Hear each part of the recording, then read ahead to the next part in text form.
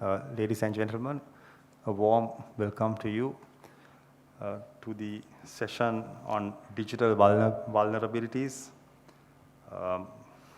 with the focus on capacity building for tackling cybercrime. I am Jayantha Fernando from Sri Lanka, which is an island south of India. Perhaps I am the closest neighbor present in this panel. With me, I have an amazing array of speakers and experts representing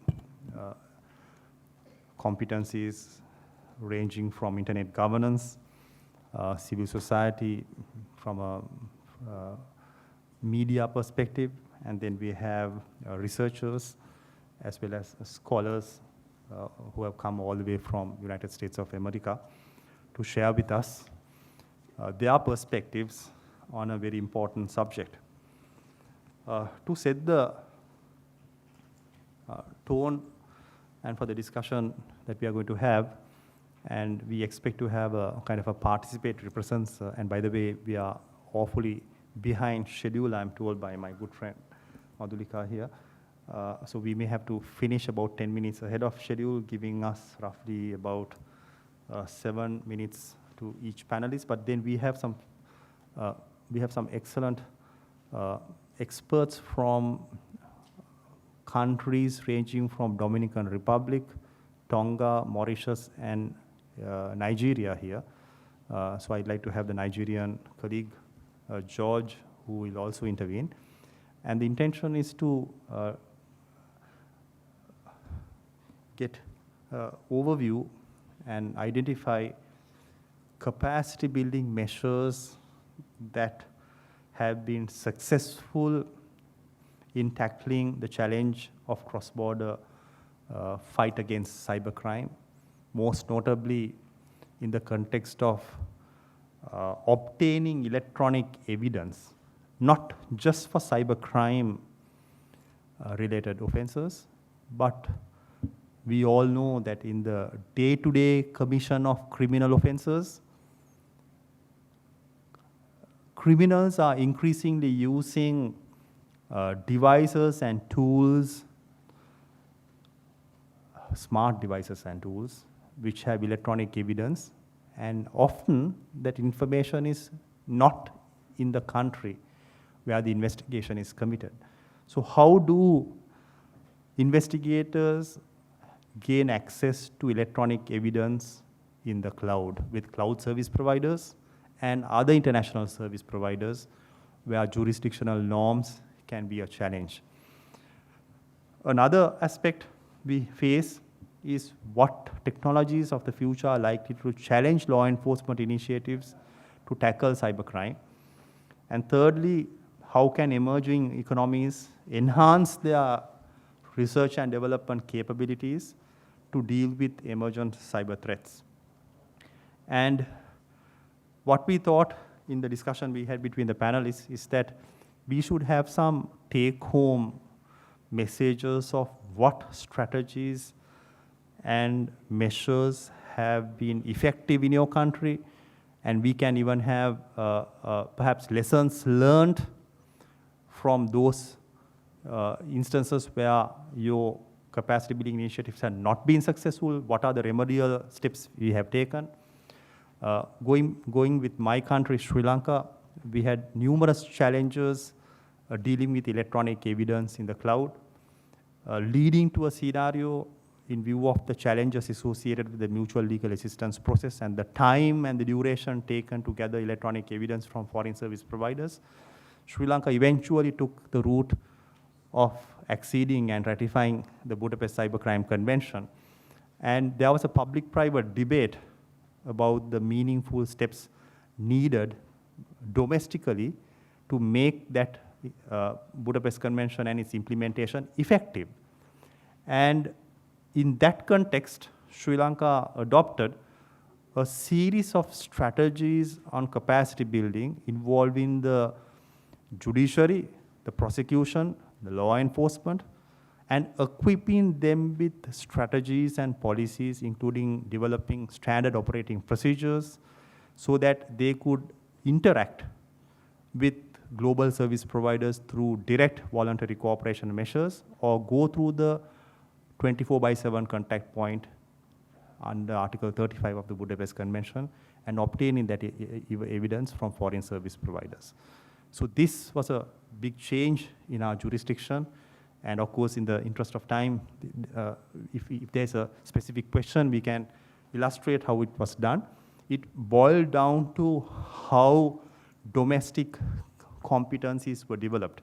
So capacity building in cybercrime is a significant part of our cybercrime strategies in many countries. So with that introductory note, I will ask Ashwin, who is the Chief Innovation and Information Officer of Icann, an organization that I have a lot of faith in due to their long-standing public policy measures that they have taken to ensure internet governance so that we have access to internet in a secure manner. So with that note, I ask Ashwin to give his message before we go into the other panelists. Thank you. Thank you, Mr. Chairman. Ladies and gentlemen, good afternoon. I'm going to take just a minute or two to talk a little bit about Icann first. It may not be a familiar term for everybody. And then talk about the topic at hand this afternoon. Icann is a 5-letter acronym, ICANN, and it stands for the Internet Corporation for Assigned Names and Numbers. As those of you who are close to the internet will definitely know, the internet runs on something called the IP address system, which is a series of numbers. Practically every connected device in the world has a unique number to it. And because numbers, long strings of them particularly, are difficult to remember, naming system was also evolved that now is the domain name industry. And I think for all of us, it's quite common to look at a file not found 404 error when we're looking for a URL that doesn't exist. Many of us may have wondered, why is it 404? Why is it not 403 or 504 or 409 or whatever else? That's a globally set parameter. So the Internet Corporation for Assigned Names and Numbers, we are a unique organization in that we ensure globally that there are IP addresses, globally that there are unique names at the top level of domains, and globally there are protocol parameters. And because they're global in nature, we are a global entity. We operate in a global fashion with a mindset of being an organization of global public interest. We're a not-for-profit. We're a public-private company, as it's called, in the United States. We're based out of California, and we have presence in 34 countries.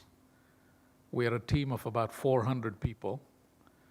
We are a combination of technology folk, like myself, and policy folk. And we have a cadence of 3 global public meetings in 3 different parts of the world where like-minded people come together to progress policy making that impacts the future behavior of the internet. So that's by way of introduction. My specific role in the company is as the chief engineer. I'm responsible for all things that are engineering focused within and as it pertains to the Icann organization. The topic at hand this afternoon is digital vulnerabilities, capacity building for cybercrime. So I want to take that very complex phrase apart, bit by bit, because practically each one of the words that's used there has a specific connotation in terms of what it means to have appropriate capacity. So I'd like to start with the word digital itself. And create a context to start understanding the use case that we're all struggling with. The internet was built in such a fashion that it doesn't respect nation-state boundaries. We all know that. That gives us the latitude to reach anybody on the face of the earth, if only we know how to address that person. So there isn't a hierarchical scheme per se that starts out with, let's look at the continent and then the country and the state within the country and the region and so on and so forth. It's a flat hierarchy. That creates an asymmetry when that reality of the internet comes in contact with the real world, which is organized in a more hierarchical fashion. That's an inherent asymmetry in the design of the internet. It's the beauty of the internet on the one hand, and it is the manner through which that very beauty is exploited by bad actors who don't mean well. So that's a fundamental characteristic of the digital world that needs to be borne in mind. And because it is digital in nature, it scales non-linearly. So when there is a bad actor, there is the potential with sufficient knowledge of the digital universe to create non-linear attacks. So what does that mean? In the physical world, we're constrained by access to physical resources. In the internet world, when there is a criminal, that bad actor is not limited by physical access to real assets because of the nature of the internet, the inherent transnational nature of the internet. They can potentially hijack assets that are not within their nation-state boundaries and make those mules to do their hard work. So it's non-linear in that. You could have a very tiny state launch a global attack, which is something impossible to do in the real world because of lack of resources. Physically, it's not possible to do that. Those are defining characteristics that need to be borne in mind. So then it leads to the question of what kind of vulnerabilities? In the early days of the internet, vulnerabilities were denominated by people having access to physical machines. But that has transitioned dramatically. In about 12 or 14 months back period, there was a renowned attack on the internet that has gained plenty of notoriety. It's called the Mirai Botnet attack. For those in the game, this became a defining moment when many devices that were non-computers were co-opted into one of these non-linear attacks. These were devices like your internet-capable DVD player. They were co-opted into the Mirai botnet, and the botnet is a robotic network, shortened as botnet. On a global basis, tens of millions of machines were compromised. They were all internet connected, and the bad actors defined a way in which those internet connected devices could be harnessed as mules to launch an attack. And the attack was directed at the very core of the internet. So if you think about it, in the physical world, if the central bank of a nation state is compromised, the banking system is compromised. Similarly, if the core of the internet is compromised, the internet is compromised. So that was the specific target that was being looked at by the bad actors. But it revealed the fact that bad actors had the capability to harness these internet-connected devices and direct those towards a focused attack, something that had not happened until then, certainly not at that scale and not with that intensity. Now, the threat on the other side is naturally to the fact that nation states still exist in the physical domain, and security of people within nation states is still a very important consideration. Privacy of individuals within those nation states is also a very important consideration. And these nature of attacks start to threaten both. We heard the minister earlier in the day, Ravi Shankar Prasad, talk about bloodless wars. These are bloodless wars where there are real casualties. It's just a matter of how you measure casualties. So we're seeing a sort of dawning of a new reality, and it's not a pleasant morning if we allow it to persist. So we have to do something about it. So what do we do about it? What is one question? Why is the second? And how is perhaps the third? So what do we do about it, I think, is pretty easy once we start to understand the how. So let's look at the why.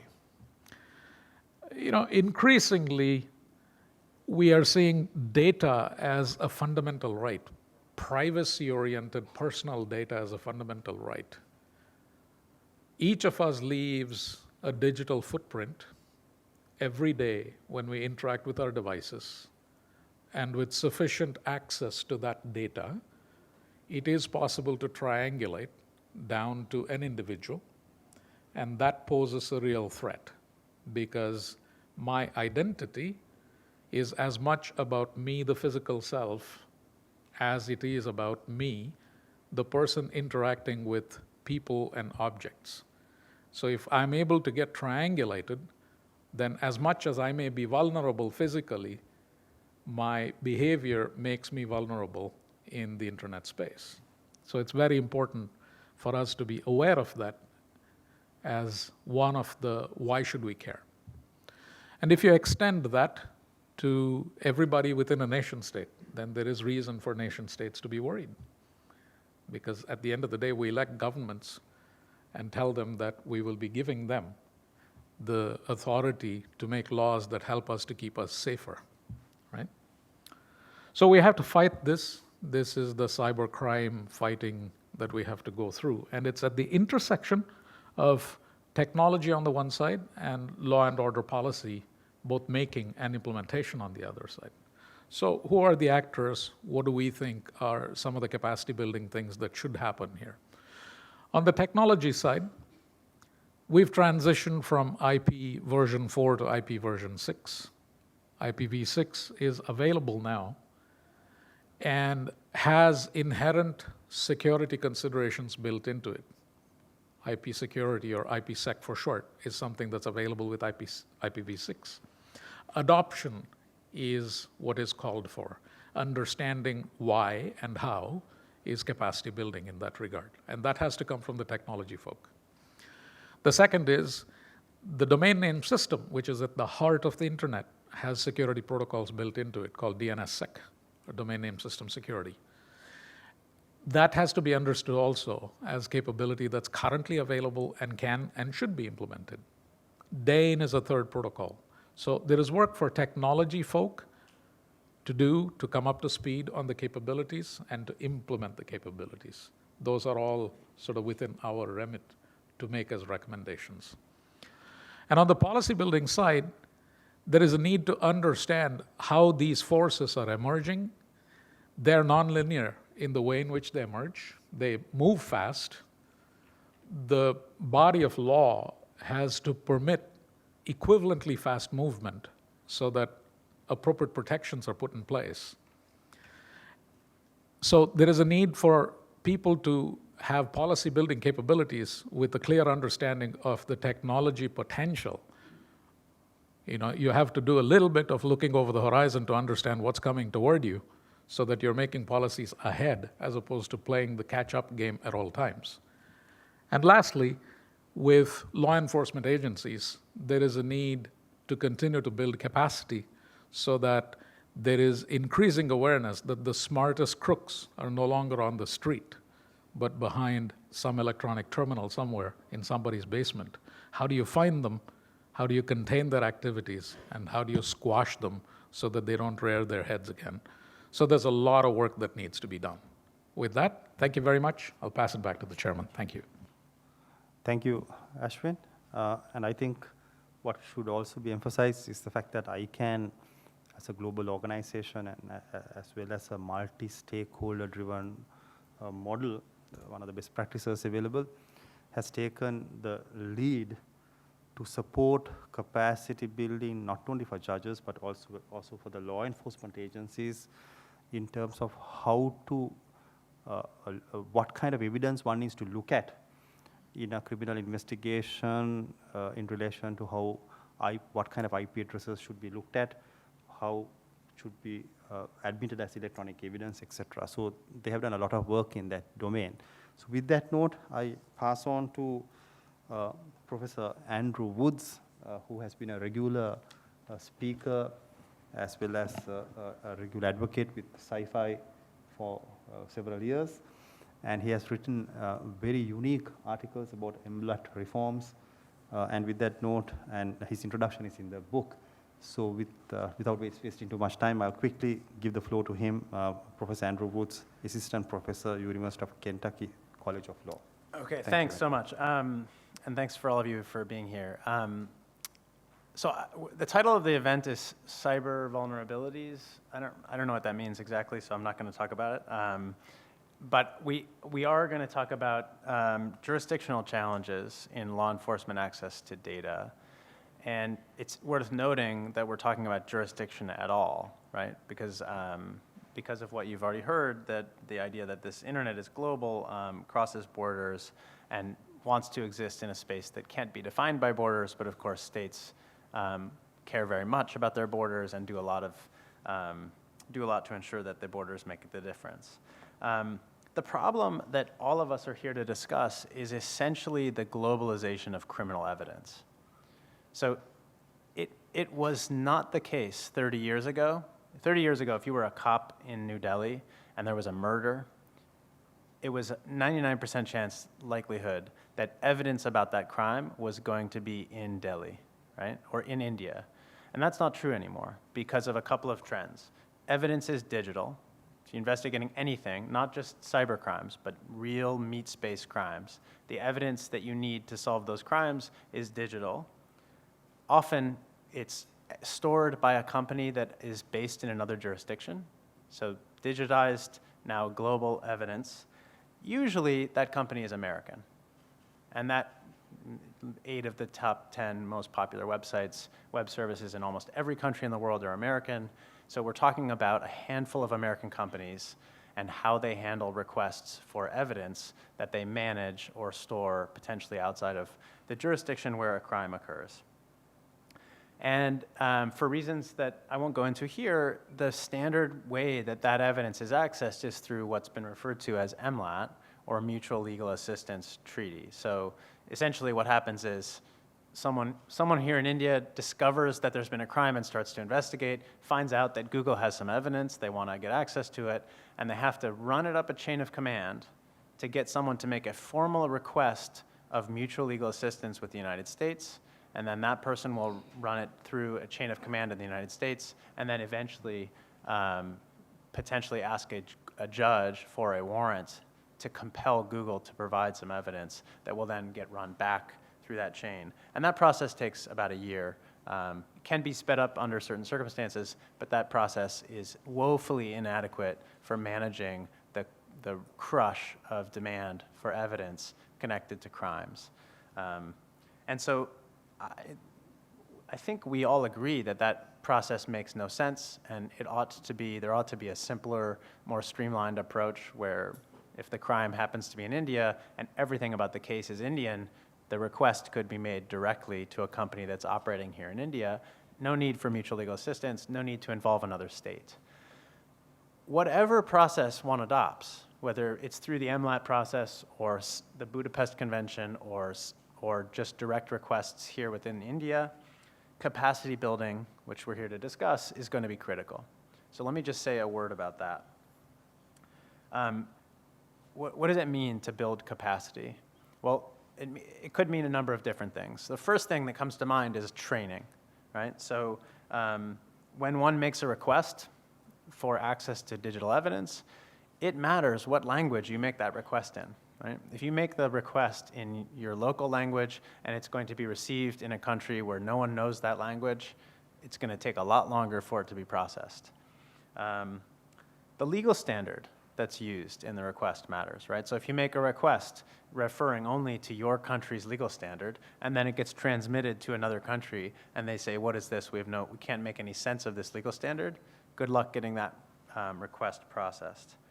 And then, of course, contacts matter quite a bit, right? So who do you know? If you're making a request from country A to country B, if you have a friend you can call over in country B who can make sure that everything runs smoothly, it makes all the difference in the world. So training and capacity building at the level of the countries making and receiving requests matters quite a bit. Technology also matters. So if you're making requests on paper and faxing them or putting them in diplomatic pouches, that's obviously slower than if your request is being processed through some sort of online portal. So I've written about how important it would be to make online portal requests for mutual legal assistance. One of the nice things that happens when you come up with a standard online portal for making requests for digital evidence is that you're forced to educate the person who's filling out the form about what must be shown in order to get that evidence, right? So if you create a portal that says, click here to make a request for digital evidence, along the way you can say all of the things that need to be shown in order for the request to be fulfilled, right? So you could say, what is the reason that you want the data? What evidence do you have that producing the data will be connected to a crime? In what jurisdiction did this crime occur? Things like this.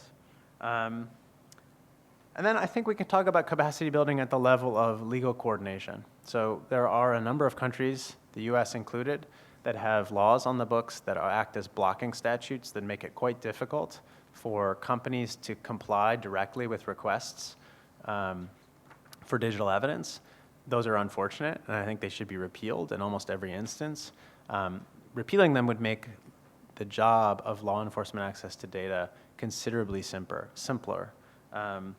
Without repealing any laws, though, countries could do things like what the Budapest Convention is, the parties to the Budapest Convention are doing now, which is working on coming up with standardized procedures for managing law enforcement requests, which I think is going to be critical, because of course if every country, every law enforcement agency, every company has their own standard way of going about this, it's a lot more complicated than if everyone is using the same language, the same form, the same norms.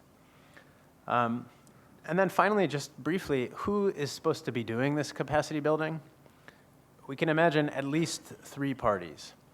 If we're talking about law enforcement requests across borders, capacity building needs to happen in the country where the request is originating. So if India wants evidence from a company based in America, a lot of capacity building needs to happen here in India, right? And that could happen at the level of the local cop, at the level of the central authority, at the level of judges. Anyone involved in the process could use a little training. Also, the responding country, right? So the United States, in this hypothetical scenario, also could use some capacity building, and a number of people at the Department of Justice have requested more money on the argument that they do not have sufficient capacity to respond to all of the requests that they're getting at the moment. And then we might finally imagine capacity building happening at the level of the firm. The company that receives the request can do quite a bit of work to manage expectations and educate law enforcement agents that are making requests of the company. I'll stop there, but I look forward to the conversation. Thank you very much, Andrew, for covering a broad range of capacity building options that countries could consider as part of their national strategies. It's imperative that we have fundamental measures domestically if we are to obtain electronic evidence from all of the service providers, and we should not underestimate the role of the private sector in supporting capacity building work.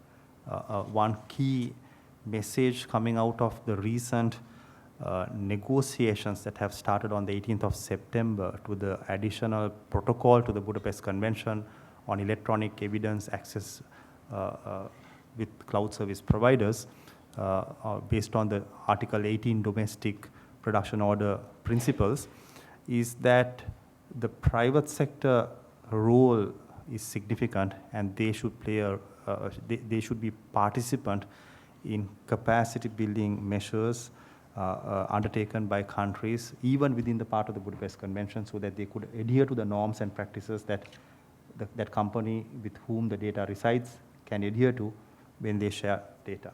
With that note, I will give the floor to Madhulika from ORF, our host, who has done extensive research on MLATs and found maybe she can share her perspectives about her research work. Thank you. Hello, everyone. Thank you so much for being here. I'm just going to get my timer on. I know when you're organizing a conference that the consequences are real. So Mr. Woods here has kind of laid the land here. So I'm going to build on that and talk about what data sharing would look like between India and the US. And the question here is, why is it relevant to the rest of you? I still think it's relevant because most of the data, as he said, is located in the US, or the companies are headquartered in the US. So I think India and the US, if we take up the Mutual Legal Assistance Treaty here, it could be an interesting case study for what data sharing reforms would look like. So over the past few months, the Cyber Initiative at Observer Research Foundation, we have been talking to people at investigating agencies. We have been talking to people at the ministry, and we have been talking to internet companies as well about how they go about access of user data from the US.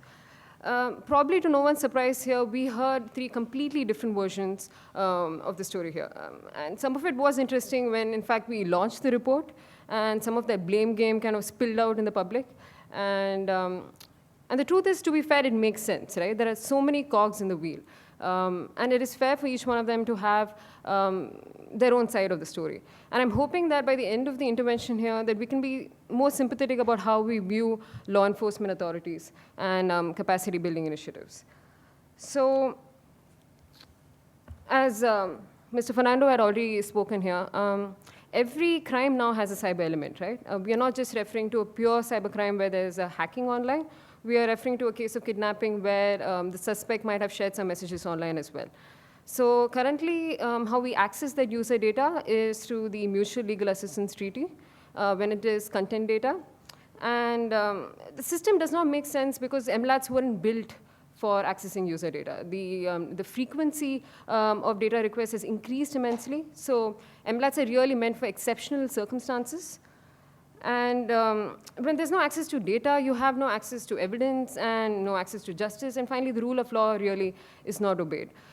So when we spoke to our police authorities, they told us that they'd be making far more MLAT requests if they knew how they could do it, right? It's easy to say that it's a problem of building capacity at the police agencies. But I think there are other sides to the story as well, and I'll get to that. So anytime a police officer in India has to make a request for user data, he or she would have to produce a notice to a user, to a company under the Code of Criminal Procedure, and he would have to approach the Director of Prosecution.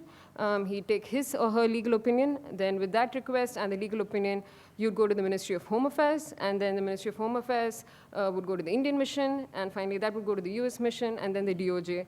And I could go on, right?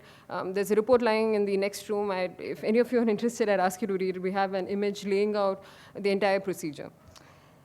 And it's at least my takeaway from this entire process was, we tend to mischaracterize these law enforcement agents, right? Similar to the stereotype that we have of hackers, being particularly obese and sitting in their basement. I think we have a similar stereotype of our law enforcement authorities as well, that they're probably not good at what they're doing, and maybe they've had too much to eat. And that's where the problem is, right? My takeaway, or our takeaway as an organization, wasn't that the police authorities were good at doing their job, but the takeaway was that they're incredibly mischaracterized, that their problems of obtaining evidence, their day-to-day routine investigations, are shockingly a problem that's political. So we heard, for instance, from certain investigating agencies that they obtain data far easier than some of the other investigating agencies. So if it's a case of terrorism, for instance, obviously there's national security involved, and 2 countries are more likely to work together when it's a high-profile crime. On the other hand, if it's a routine investigation and there is a cyber element to it, which I'm sure there are many of, that's not really the case. So the nature of crime comes into question as well. And capacity building really can't be just the law enforcement agent's problem, right? It's at several layers. As Mr. Woods had already elaborated, it's about drafting the requests. Now, a police officer in India is expected to draft a request that meets the probable cause standard in the US. And that's too much to ask. Every time they would want to make a request for user data, and I've heard from authorities in the US as well, that the probable cause standard is a difficult one to define even for the Americans. So I think we're asking too much of our police officers when we ask them to do that. And the other thing is about reviewing the request itself, right? So it passes through channels where the request is not reviewed till it reaches the Ministry of Home Affairs. And even in the Ministry of Home Affairs, there's a capacity deficit. What we have heard is that there's one person who's sitting and channeling all of these requests, and he or she tends to be a bottleneck. So it's important that we contextualize the problems here in India as well, right? So in terms of takeaways, I think the important ones here would be that police agencies address the capacity deficit, that the ministries address the capacity deficit. How? They can have a single person in charge of drafting these requests. They can make sure these requests are reviewed. Indian police officers have the tendency to send reams of paper, apparently like thousands of pages, when they're making a request. This when a US police agent apparently would have one paper when they're sending out requests saying, I am Jack, I viewed this happened, and that's it, right? Because that's how they view access to evidence versus how Indian police authorities view it, which is just adding annexures to a request. And I think the more interesting part is the differential treatment in data in both practice and law in India and US, right? So we do not have the process where you go to a court to access user data. Under the Code of Criminal Procedure, we can have an investigating agency turn up at the doorstep of a company and request data. Of course, if the data is content, then it'll have to go through the MLAT. So it's a lot. The problem here is to do with the culture of investigation as well. When we spoke to investigating agencies, they didn't think there was a necessity for them to approach the court. They thought they felt like their investigations are quasi-judicial. And it's interesting now with the Supreme Court holding that the right to privacy is a fundamental right, whether we'd see any of that spill into the data protection framework. Now, in my mind, I don't really see that happening. The access to data provisions are in legacy legislations. The Code of Criminal Procedure is, 100 years old. So I think it's highly unlikely that they're going to be amending that. So it's interesting that when we hold privacy as a fundamental right, it has to be bottom up. At every level, we should be seeing a culture of privacy seep in, and in particular in investigating agencies, how they access data, how they store data. And the other interesting bit that we learned is how companies have inconsistent policies. So we heard that some companies are more helpful than the others when they're turning in data, right? And I wouldn't want to mention any names here, but the point being that a particular company, for instance, in their privacy policy states that when they're responding to requests, that it'll have to abide by international law. And now it's asking too much, again, of a police guy to ensure that when he's making a request, that he's following this vague, he's adhering to this vague standard of international law. So I'm just going to, I don't have to disagree with Mr. Woods here, but I'm deciding to. So some of his literature that if you look up, he has proposed a bilateral data sharing agreement. So instead of having a mutual legal assistance treaty where it goes through the government, the data request, that a company, that a law investigating agency in India can directly make a request to a company in the US. And again, something that we understood through our interviews is that there's a definite appetite with the Indian government and with the US government to enter into such a bilateral data sharing agreement. And I think there are going to be problems there as well, right? I'm not entirely sure a Facebook or a Google would want to accept requests from every police officer in India. I think, I'm not even sure what the gravity of that would be. The other problem that I view here is, again, it's unlikely when there are matters of sensitive nature that the government will not be involved in the process. I think one way or another, even in a bilateral data sharing agreement, that would make sense. So I think we can talk more about this later if it comes up. But as a closing note, there was this, by the end of it, I felt like I sympathized with the claims for data localization. Now, I'm not saying I support it. I am wholly aware of what I'm saying. I'm just saying the needs of the law enforcement agents are real. So when they ask for data localization, they're not making a political argument as much as they are saying, hey, we want to access data easily. That's it. Thank you very much. That was all-encompassing, and I would suggest we all take a look at the research paper. Is it available online, or it's available? It's in the one, yeah. It's in the front desk here. One interesting point we may all like to consider in the context of what Ashwin mentioned with the globalization of the internet, and with data being stored in multiple locations, and the interoperable nature of the internet, electronic evidence is all over the place. And increasingly, when Madhulika was talking about the bilateral data sharing agreement and the presumption that all the data law enforcement is requesting is in the US, it reminded me of a practical scenario that many smaller countries face when they make a law enforcement request to foreign service providers. In the recent times, we have found that many large providers host non-US customer data outside of the US. And increasingly, some of those data is located in Europe. And our law enforcement agencies have been compelled to conform to data privacy standards. And I believe in that context, the recent Indian Supreme Court ruling is a groundbreaking opener in a potential bilateral data sharing arrangement for India. But other countries may have to look at options where they conform to safety guidelines, where companies have to comply with standards like GDPR. And that is where the tools available under the Budapest Convention may be useful to consider. And it's been upgraded with the additional protocol that is being negotiated starting from 18th of September this year.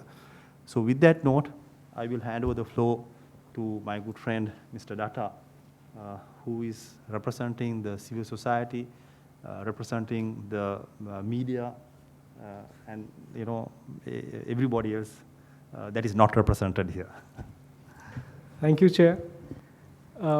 Actually, I was hoping to represent the law enforcement and the intelligence community, which is not very civil. So in a way, I represent the uncivil society. And I see a lot of drooping eyelids, so I'll try and keep this short. My stopwatch has just been started, so I'll try and keep you interested. So a few months ago, I was part of a Government of India delegation to China, and of all things, I was asked to do a paper on cooperation on cybersecurity with the Chinese. And all our lives, we have been told that the best way to ensure cybersecurity in India is to keep the Chinese out. So faced with this prospect, I didn't know how to approach it. So finally, I wrote a paper, and then when I presented the paper, one of my key recommendations was, why don't we look at signing or working towards an MLAT with the Chinese? So there were eyebrows on both sides of the table went up significantly. And I said that we always look at problems in the MLAT, but why don't we look at MLAT as a confidence building measure? Because if you have a treaty in place, a bilateral treaty, it at least gives you a chance to talk to each other in a formal manner. And so here's my first suggestion, that from capacity building, you could do it at a bilateral or a multilateral level, because if you're diplomats, you could start talking to each other and help build each other's capacity in formulating treaties of this sort. So that's one way of getting into the debate. The other ways are, I'll just break this up into several different compartments so that it's easier for us to understand such a complex issue. Now, when we talk about law enforcement, for example, what are we really talking about? Because there are different aspects in the law enforcement journey. There is preventive, which means that's mostly in the domain of intelligence.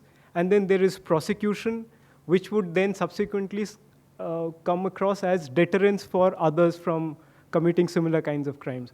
So each one has a different set of requirements, different set of competencies, and different arrangements under which data can be shared. Now, you might have heard people using these terms very loosely, that, oh, terrorism is a big driver. But let me try and break that up. Terrorism is largely where you need preventive measures, and which lies in the realm of intelligence. and where normal bilateral or multilateral treaties just won't work. I'll give you a couple of examples. 26/11, when the attack on Mumbai took place, it created a whole lot of challenges from a data sharing or data jurisdiction perspective, because some people were using VoIP, some of the data was lying in different jurisdictions, and a whole lot of complex jurisdictions were involved. In this case, the Americans, of course, came in and started helping a lot because a lot of American citizens had also been affected, so that made the investigation a lot easier. But one story which got lost out in this was how Zarar Shah, the man who was the tech head of the Lashkar-e-Toiba, one of the most important militant outfits which was behind this attack, a lot of material was lying in his laptop, which the GCHQ had already got access to.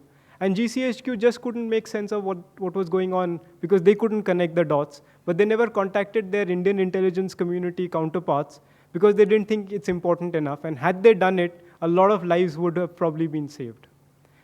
Interestingly, the Americans got access to a lot of information which they quickly passed on, but somehow again, dots could not be connected. So in some ways, there are some kinds of data sharing protocols or mechanisms within the intelligence community which is already taking place, but it has not been codified, and I'm not so sure people would want to codify this. So that takes care of a lot of our preventive mechanisms. Let's look at it slightly further. If we are looking at an offense which is about to be committed, for example, the use of social media by the ISIS, and there is Kabir, who's part of ORF, he's done a lot of work. I am sitting on 104 interrogation reports of people who have signed up for ISIS from India, and it throws up fascinating insights. Now, one example is, for example, encryption today is suddenly becoming a major issue because the standards of encryption, the levels of encryption, and this is something that we can look at it from a technical perspective, is deciding whether data can be shared, data can be accessed, data can be shared with each other, because it may or may not compromise some encryption standards, etc. Now that is becoming an interesting challenge because when you look at the ISIS and you study their interrogation reports, even people who have very little education are suddenly being instructed to move on to platforms which you and I have never heard of because they have high levels of encryption, and those standards lie outside the European or American jurisdictions or Indian jurisdictions, and you have no idea how to deal with those. So how do you then look at some of those aspects when it comes to preventive? Also, but there are some encouraging signs. For example, a company like Twitter, and if you look at the interrogation report of a young man called Masroor, Biswas Masroor, he was considered the most influential Twitter handle from the ISIS, and he fooled a lot of researchers who thought he's based out of Syria, etc. And he was a young man, a Bengali young boy working with a company out of Bangalore, and his interrogation report shows that a lot of information that Indian investigators finally found came back from Twitter, and they worked overnight to share all that information. So without having to really look at the problems, etc., of the MLAT process, a company like Twitter very quickly agreed to share a lot of information, and the American government also chipped in because there was some kind of a sharing of concerns all around. So if you were to come back to capacity, we'll have to then therefore look at capacity building on various aspects. One, of course, is internal capacity building, and we'll have to look at it in non-incremental terms. Most of the time we keep talking in terms of incremental terms, but I don't think that will really work. So let me break this up. One, of course, is, and this is something that we can learn from the just released sort of action points that the European Commission has on non-personal data, etc. It throws up some very interesting ideas. For example, necessity. We need to understand on a global scale, both internally as well as externally, the necessity of a certain kinds of data and why we need it. Once we have a certain degree of understanding at a global level, or at least in a large multilateral level, on what is necessity, we may be able to do something about it. So there is a lot of capacity building required to understand and arrive at what is the necessity of data sharing. Second is proportionality. How much data do you need? What kind of data do you need? How much will it be enough for your jurisdiction, for your evidence collection, for your prosecution, etc. That proportionality and how much will not compromise privacy, etc. And as the chair mentioned, a 9-judge bench has given, a constitutional bench has given privacy in India of the status of a fundamental right. Now, we are just about to begin a journey which will have a fascinating consequences. So we really don't know where this will go, but this could completely be a game changer in terms of where data lies and how to look at data and what data can be taken, shared, etc. So that's another thing that we'll have to look at. And of course, we'll also have to then differentiate between what your criminal jurisdiction is telling you, what your intelligence requirements are telling you, and what law enforcement has to do. So therefore, again, from a prosecution perspective, from a judicial perspective, from an investigation perspective, you will again have to do a lot of capacity building. I'll just give you one last example, and that's something that is very fascinating. Two young men from IBM a few years ago, almost 9 years ago, decided to set up a community which is called Nalcon, and then decide, what can we together discuss issues of information security together. They today run one of the biggest cybersecurity conferences in India, which has been running successfully 9 years. 3 years ago, they decided to go to The Hague and see if they could talk about hardware security. The city of Hague, the government of Netherlands, Europol, European Commission, everybody jumped into it and agreed to help them. And today, they're attracting almost 300 top high-class security researchers coming and talking to them in The Hague in their conference called Hardware Security, called hardware.io. What's fascinating is Europol is sitting there listening and looking at what kind of presentations are being made. And they're very happy to support this because the kind of intelligence and information and the kind of capacity that they're picking up is fascinating. And one of the key researchers who presented a paper there was talking about how he cracked the iPhone 6 in about 72 hours to extract information from it, which the FBI took almost months or probably a year to try and get it. And he gave a whole technical presentation of how he extracted that information. Now, this is the reason why Europol and European Commission, etc., are actually helping a bunch of Indians who are holding that. But look at their experience in India trying to do similar kind of work, and the Indian government rarely even speaks to them or gives them the kind of support that they need. So the point that I'm trying to make is that capacities also lie inside. If you do not look at how to sort of tap into it, you have a problem. So therefore, if you are able to sort of support these kind of initiatives, maybe a lot of these issues will get resolved. Thank you.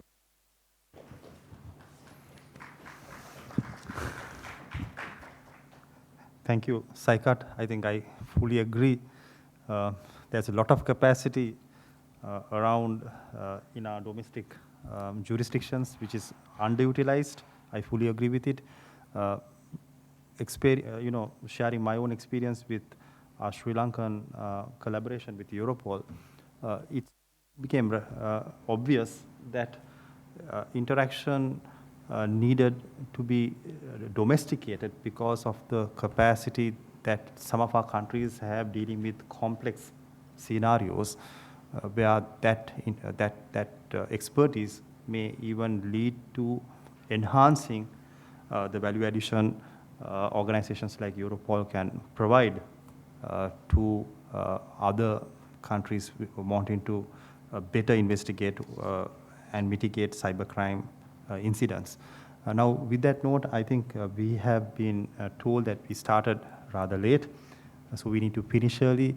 So I would like to give the floor to George from Nigeria, who has some interesting perspectives on capacity building in the context of cybercrime. He pioneered the cybercrime reforms process in Nigeria, leading to Nigeria's recent invitation to accede to the Budapest Convention. So after George, maybe if you can confine to a few minutes, of about 5 minutes, can we have about 2-3 questions thereafter quickly? Thank you. George?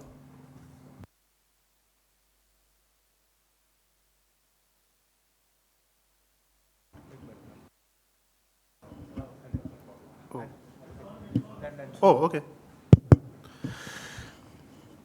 Good evening.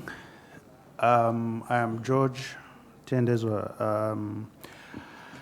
Well, I work out of the Attorney General's office. I'm the head of the Cybercrime Prosecution Unit and also Secretary of the Cybercrime Advisory Council.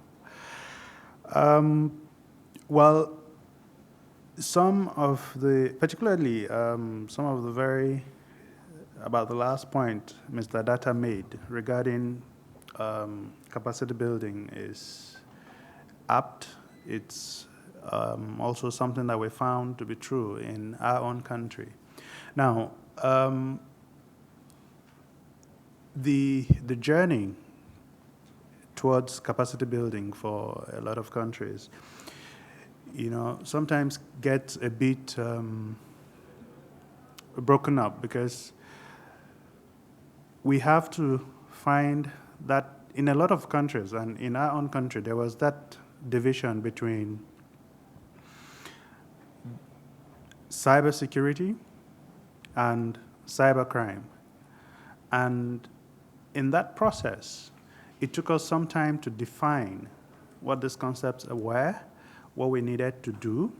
So you actually had a situation where for a couple of years, it actually took us 10 years to do cybercrime legislation. Why? Because in the beginning, you even had government agencies working at cross purposes with other agencies. There were issues about, this is my territory, this is my jurisdiction, my turf. We then had to sit down with most of the stakeholders and say, look, guys, an effective law enforcement response goes a long way in improving cybersecurity. So even if you're on the side that you feel it's only cybersecurity that concerns you, you should know that an effective cybercrime response is crucial to you.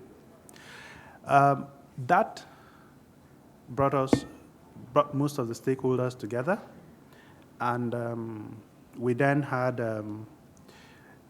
at least some sort of agreement. It led eventually to the enactment of the cybercrime legislation, as well as the adoption of a national cybersecurity policy. Now, why do I say this? We're looking at technology, security, and our societies.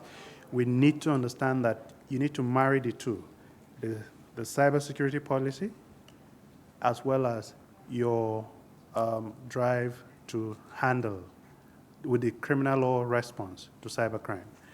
Now, having said that, and as will happen in a lot of jurisdictions, there was the issues of how do law enforcement begin to deal with issues of electronic evidence. So we basically got in, and through most of this process, we worked with the Council of Europe. And so we started doing trainings for judges. In fact, no, not judges first. We actually had to do training for our lawmakers, that is the legislators. Because we realized that it was important for them to understand from a policy perspective what needed to be done, how this process was going to impact not just the space, not just the cybersecurity space, but the entire economic outlook of the country. Today, the minister spoke about how rural people are being empowered and all of that. So that got us going. So first of all, we needed to engage our lawmakers. So with that, it was now easier to move into the space of, okay, this is what we want, and this is why we want it. Then the next thing, we took on training for judges, judges, and then prosecutors. One policy that has helped us is doing joint trainings so that you put judges and legislators in the same space, judges and prosecutors in the, judges, investigators, prosecutors in the same space. They begin to understand more what each person needs and what their challenges are and their expectations. By and large, one key thing to share is the fact that it is not in every case that it is the high-tech people that you need. A lot of the time, you just need to build a crop of people that have the capacity to respond, first responders basically, on the level where they're able to reach with the community. That in itself goes a long way. Thank you. Thank you, George. And I think it's important, as Samir Saran mentioned at the beginning, African continent is significantly well represented at this event. So it's important for us to hear their voice. And with that note, I just want to quickly ask the audience if there are pressing questions, because we are just about 4 minutes from the closing session. And whether you can, if you don't have a question, whether you have any thoughts on what capacity building measures have been proven to be successful in the context of addressing the challenge across gathering electronic evidence to mitigate cybercrime. So we have a question or a comment from the lady over there. Please introduce yourself. Good evening. I'm Esther from Dominican Republic. I'm a judge. Thank you. Criminal judge. Oh, thank you. I'm a criminal judge in Dominican Republic, and it's very important what you said today. You can have a wonderful law, but if the judge and the prosecutor don't have the capacity, it's not going to work.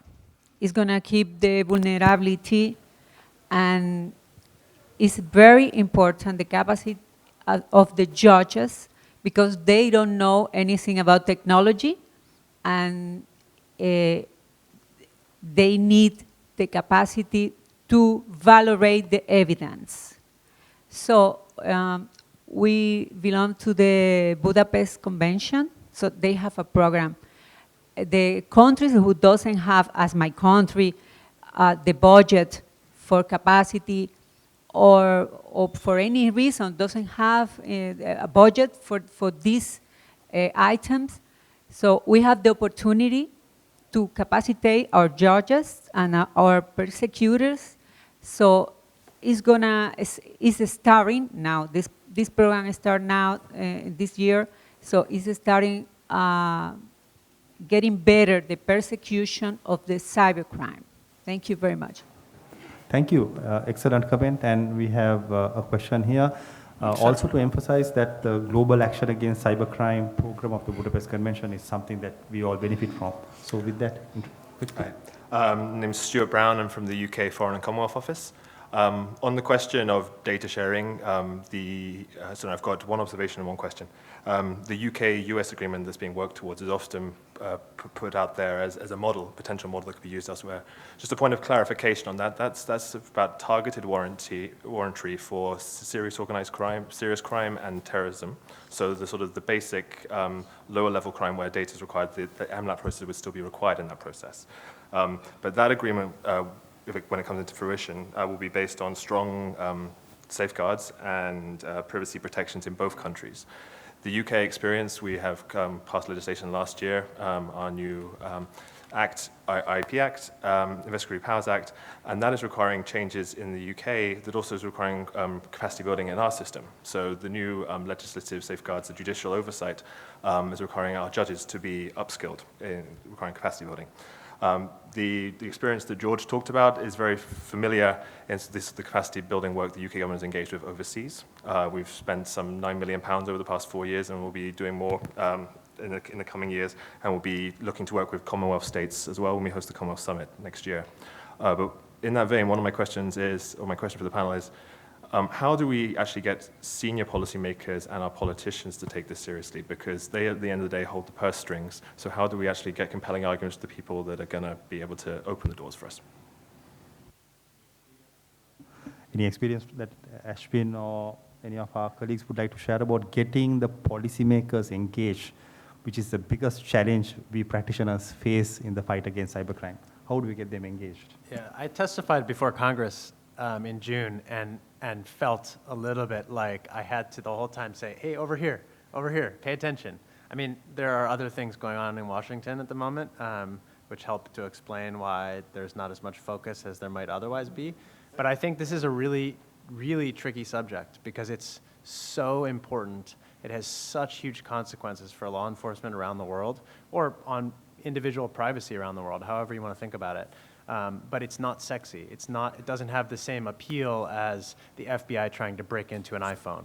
And that makes it very difficult to get politicians worked up about. I mean, in the US, it's basically because companies have been pushing for change for such a long time that Congress is starting to think about amending our laws. So I think, to the extent that law enforcement have interactions with the companies and that relationship is critical to guiding law enforcement access to data, may talk about companies diverting their efforts towards legal reform. From my experience, a quick intervention is that our experience in Sri Lanka has shown that getting the private sector engaged is the best way to get the policymakers' attention. So, Ashwin?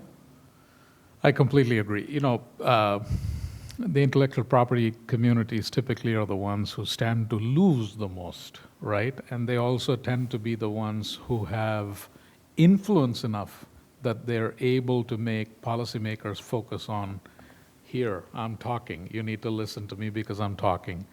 So I think it's coordinating that effort in a fashion that it is coming from an already pre-established center of gravity so that you grab the attention as opposed to treating this as a one-off or trying to create a new forum. There are fora that are already available where business communities and intellectual property communities come together. How do you make them become the force multiplier for you, I think is the way to approach this. Thank you. And I think I have a problem here because our organizers are saying there's a group waiting to come. We are 6 minutes behind schedule, but all of us will be available outside here. One concluding thought is that ORF will be publishing the conclusions from this session, and as session chair, I will be summarizing our discussion notes and making available online. And I hope you will give an opportunity for all the voices not heard to contribute online. Thank you.